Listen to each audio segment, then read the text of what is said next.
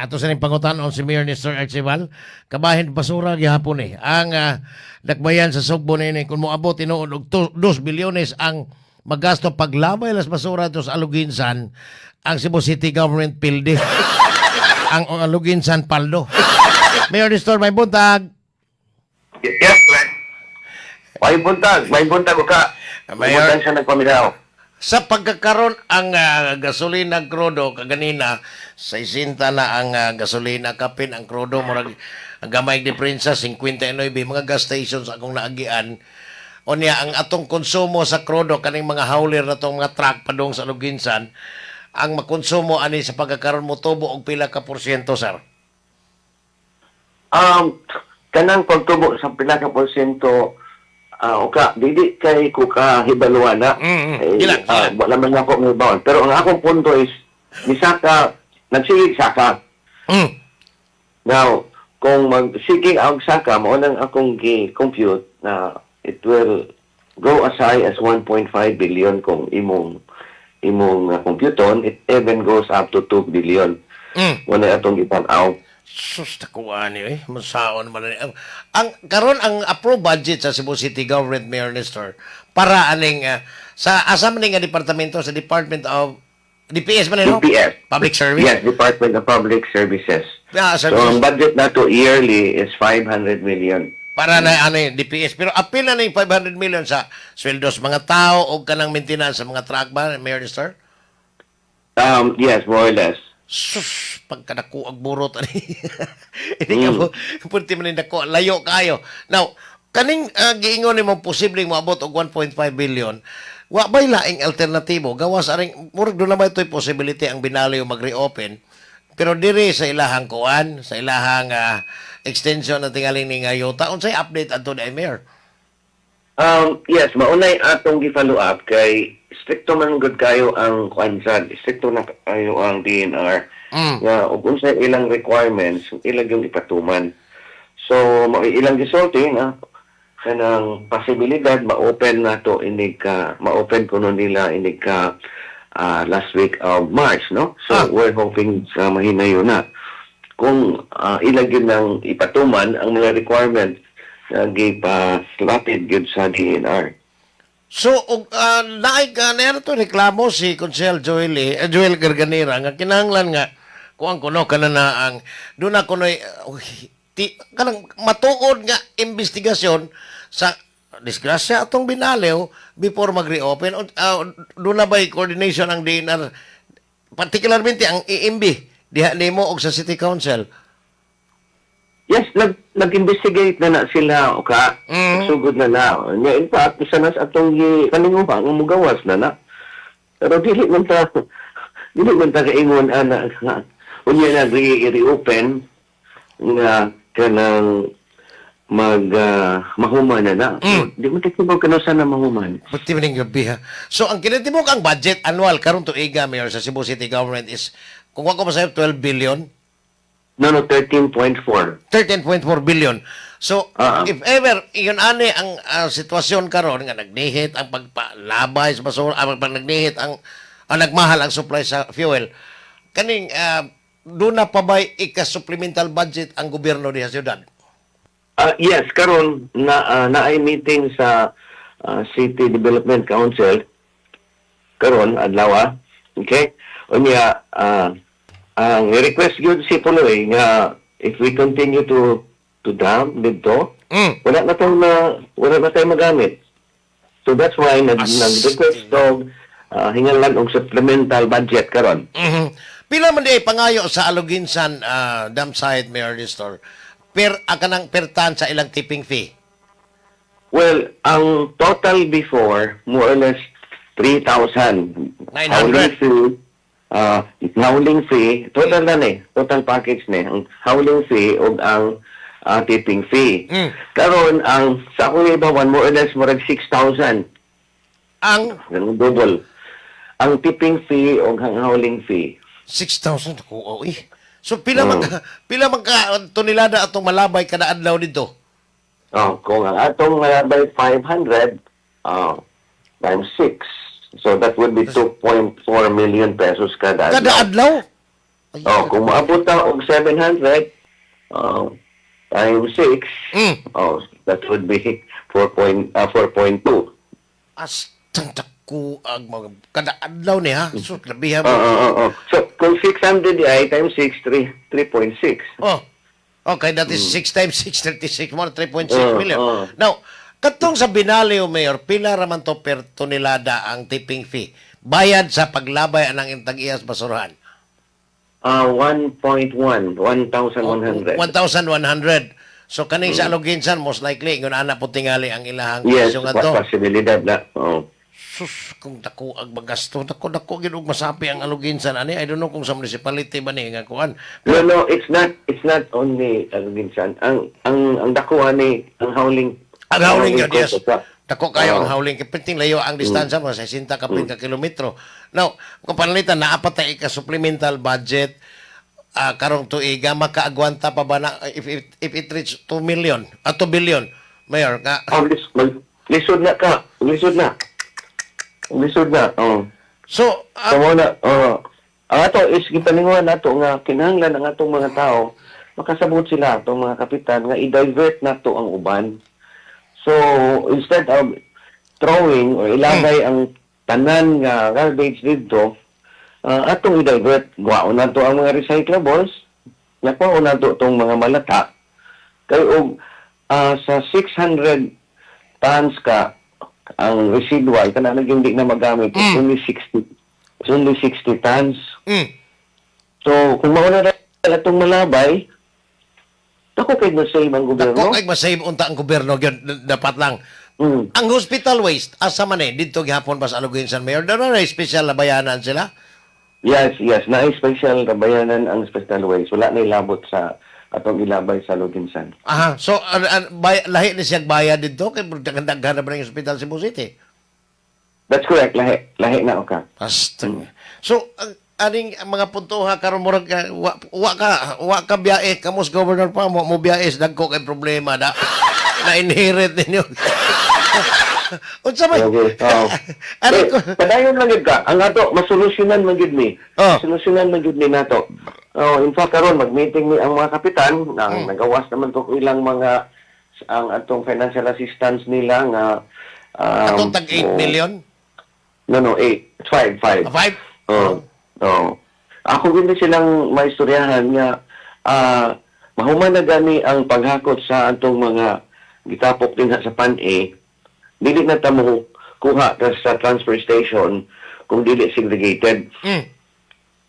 So, karon di ba na atay garbage nga naa sa PAN-A.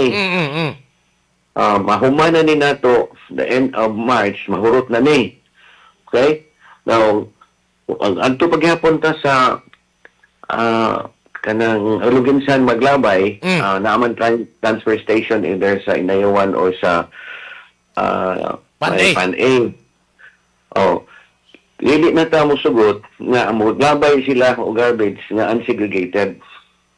So kani mayor o dako kayong problema pagkakaron pero hopefully ang kaning dire sa Binalio ma-reopen, maablihan na og balik. But maubag gyapon ang ilang ang ubang LGU magtugutan ba nila nga makalabay diha nga i-consider nimo ang basura sa Cebu City nga ma-accumulate kada adlaw perti man yung daghana. Well, tanaw na kay kana man gud problema nila. Ato mas para nako ato silang palabayon. Kay ang ilang problema man sad nato, di ba? The same time nga during the time nagkalisod ta o ni tabangan ta, then I think it's also kanang sakto nga ato silang tabangan. So, ang may tabuan ni Mayor, gamay raman ning 3 hektarya sa Mandaw ning. Ako na balitaan, 3 hektarya sa ning extension. Kato ra ba? Or kantong mga katundaan nga labayanan, dugangan pag itong labay na? Wala ko kibaw anak ka, pero 95% sure ko anak nga di gyud na palabayan ang karaan sa una. Bitaw, kay tinuod na kay murag niya, kung ano kayo. Kana nang kriminal ka ito, but kaning sa Aluginsan, posibleng undangon na naglabay nga to. Well, ma-reopen ang Binalio. ang atong option is, kung dili mahignayon ang binalyo, continue to sa Aloginsan. Lagensan. But Mm. more strict here na. Because dili man ta ka sugakod sa budget nga 2 billion. So kinahanglan, well, exert effort yun. Mahimutan emergency nga kanang sitwasyon Mm. na ang atong mga barangay, gimandate na to ang mga households na magkuhan sila,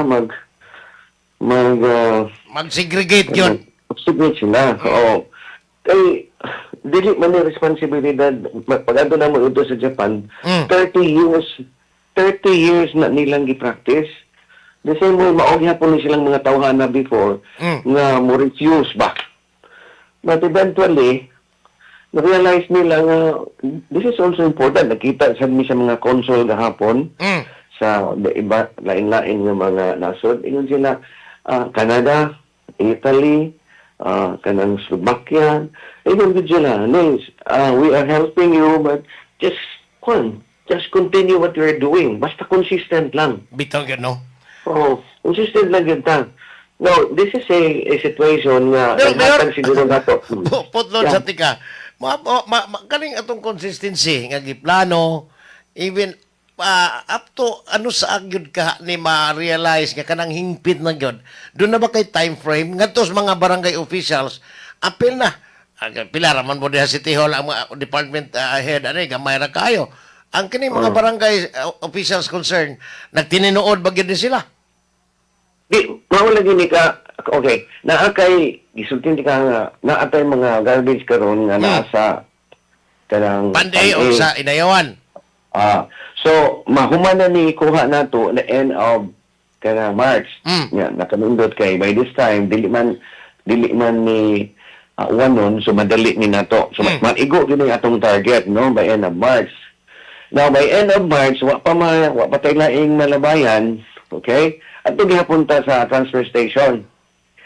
Dili na ta mo dawat o garbage nga unsegregated. Ipabalik na to sa barangay. So, meaning to say, ma-force good sila, O bahig sa atos ilang barangay anang ilang basurang natigom. bahig yun ka.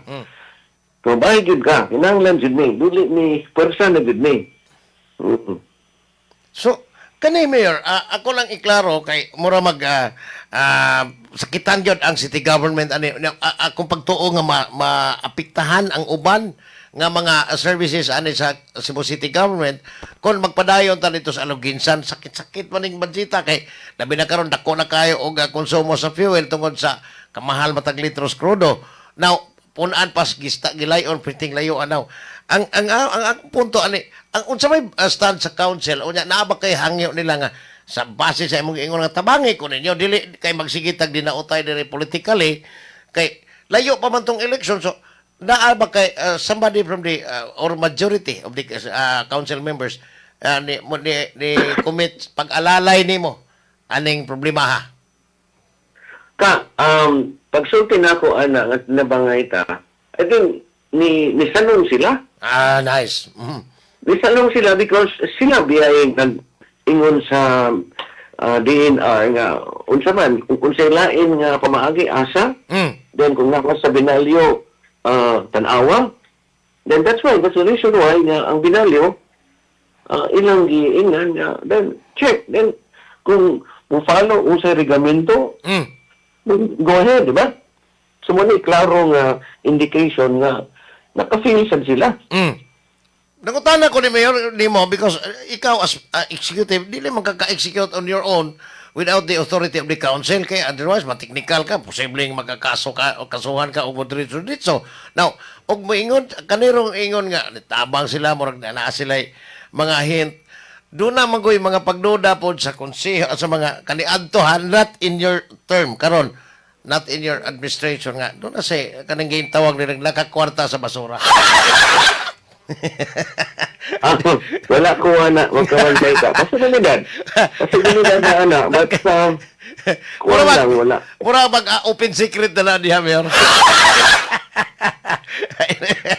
witaw ka, daghan mga huhong-ihong, pero sako ka, wala lang, magtrabaho lang ko, kung gusto ngayon akong gitrabaho. Di ako ilang concern. Unsay austerity measures mo for this ka bidasan ning migrant workers regional director si Lucero di ay ilang number nga gihatag nako patay na ilang hotline numbers way motubag ambot ug unsa ning klasihag director adto ta ko mangutana ani para sa mga respective LGUs nga pila ka buok di OFW diha sa ani mga lugar in general sa Region 7 nga sakop niya. Ari na lang ko nimo na ba gihatag nga datos ang imo mga staff niya kung pilay OFW nga tuaron sa Middle East nga sa kanang mga nason nga nadamay ning uban nga taga Cebu City. Nagpadakog suwat nila gahapon, posibilidad na dawat na to. Ako ning tan-awon pag-abot nako, padong pa mag-usap sa CDC meeting. Then I'll get back to you regarding Anika. Very good. Austerity measures on fuel. Unsay pamagi? Ang ako na ning natanaw nga usas pinakalisod kaayo nga i-maintain ang kaning maintenance sa fuel. Ang kaning mga kapitan o kaning mga barangay naani sila'y mga allocation. So during the time nga naghatag ko nila og katong 5 million, ako silang gihingnan na magbutang jud ka allocation niyo para sa fuel at least 500,000. Okay? So kaning 500,000 ila na ning makuha niya. In fact, dawat na 90% sa kapitan nakuha na ni ang ilang 5 million. So good sa April ang ilang allocation wala na siya. This matangtang na din nato. Now, regarding sa mga sakyanan sa atong City of Cebu, natay budget nga gi-allot which is about 350 million no including sa tanan nga mga fleet. So that's why ako silang giingnan karon nagpadako og kanang notice nila nga kinahanglan unsa ray importante nga lakaw maunay atong tagaan og kana bitaw importansya. Kay og wala na tay magamit tungod kay dako. In fact, ingon ang atong DJS na ganahan sila mag-bidding karon wala yung appeal sa bidding. Anyway, mag-monitor ba ni Mayor? Kami, dili sa amo ang habig, mutabang may oga pagpahibaos katawhan, kabahin ining pagdaginot kay posible ganay mudugay ni ilang kumbate dito sa Middle East. Delikado na wala tayo supply sa fuel. O niya, ma-immobilize nun ang ato mga sakyanan, maputol po ang serbisyo. So, Mayor, salamat sa imong time, ha? O niya, may buntag ni mo, amping kanunay. Salamat ka. Salamat sa nagpaminaw. Si Mayor Nestor Archibald sa Cebu City.